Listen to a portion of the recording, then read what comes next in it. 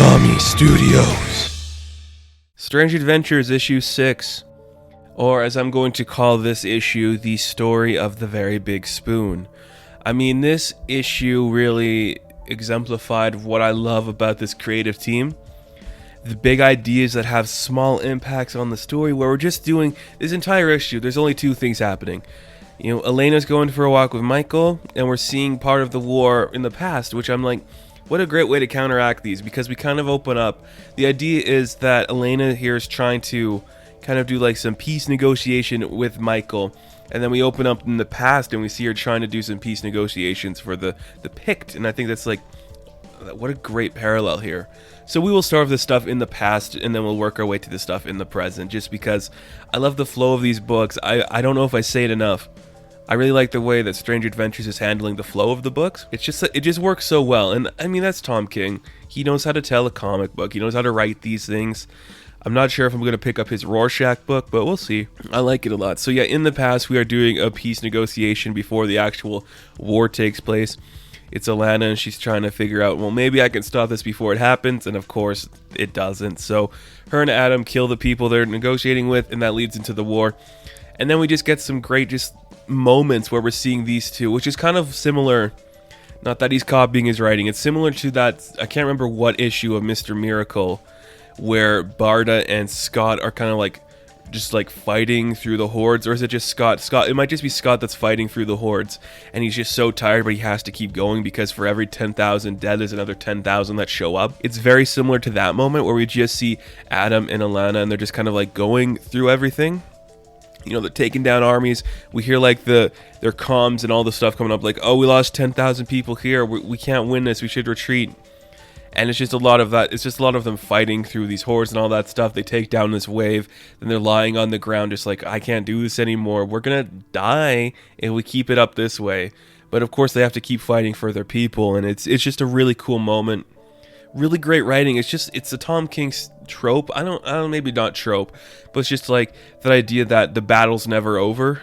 I think that's kind of something Tom King plays with a lot in his stuff. It's like, no matter how tired you are, you have to keep going forward, or else everything else could fall apart.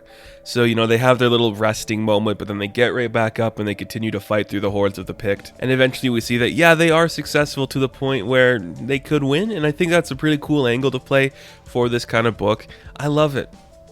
I really do like it. I'm loving this book. Look, there was some...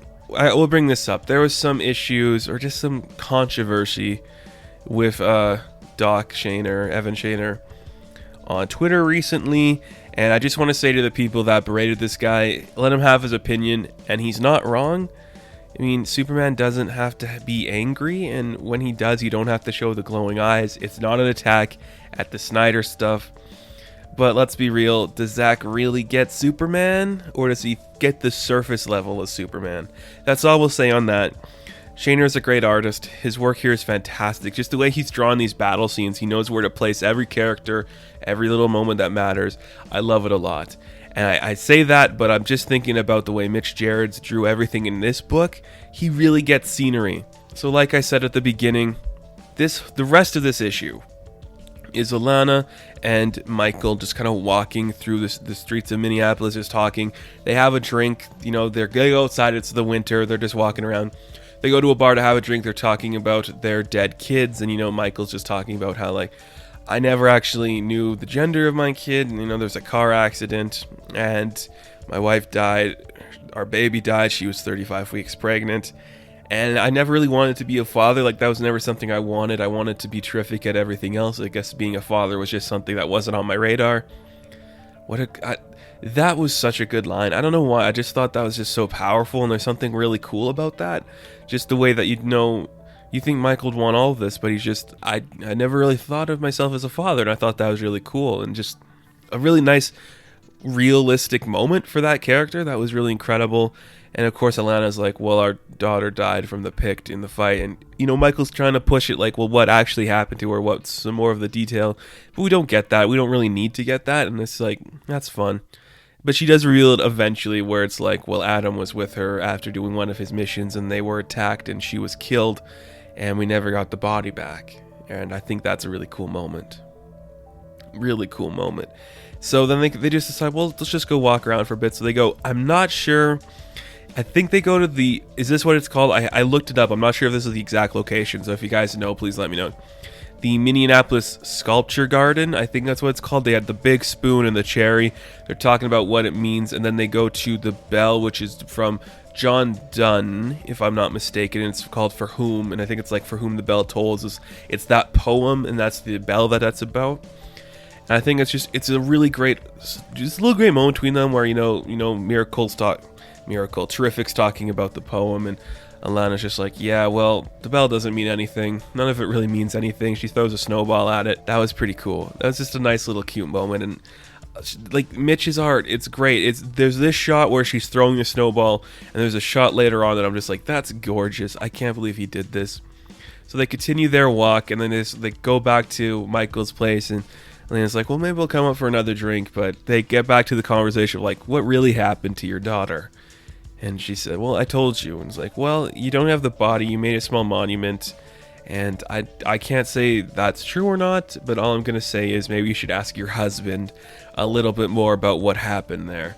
And he's like, damn, that's cool. And there's just a shot of Alanna reacting to that. And she's just, this is why I love Mitch, man. His artwork is just so clean, so realistic. The shot of just Alanna looking back at Michael, and she's just in the snow. It's all around her. It's like a full shot of her body. It's gorgeous, absolutely gorgeous. I love it. And Seth Meyers makes an appearance in this book. Isn't that surprising? No, it's not. I mean, Mitch loves the guy, so that's awesome. And I think, didn't Seth Meyers just make like a list of things he's currently catching up on, and Strange Adventures was on there? Way to go, buddy. You threw him in there. That's great. I like this. I really did like this issue. It was just a nice, slow issue that really sets up what this story is going to be. The mystery is continuing. The characters are great. We see some more harshness of war, and we see Alanna still trying to be that diplomatic figure she has been throughout the entire story. So it is very enjoyable and very cool. So I'm going to give Strange Adventures issue 6 a 10 out of 10. You cannot top this. I'm telling you guys, it's that good. So thank you guys so much for watching this review. Be sure to like and subscribe to the channel. As always, you can check me out on Instagram, Patreon, Twitter, all that good stuff. And I'll catch you in the next one. Have fun. Stay safe. Good luck.